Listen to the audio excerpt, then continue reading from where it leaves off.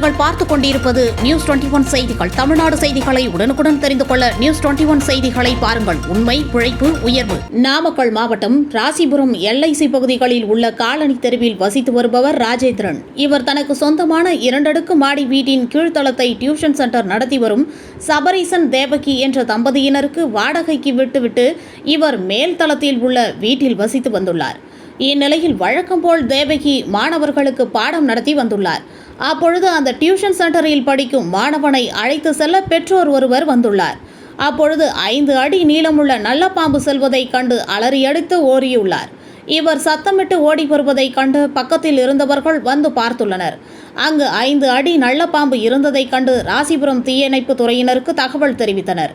தகவல் அறிந்து சம்பவ இடத்திற்கு வந்த தீயணைப்பு துறையினர் அரை மணி நேர போராட்டத்திற்கு பிறகு அந்த நல்ல பாம்பை லாவகமாக பிடித்து வனத்துறையிடம் ஒப்படைத்தனர்.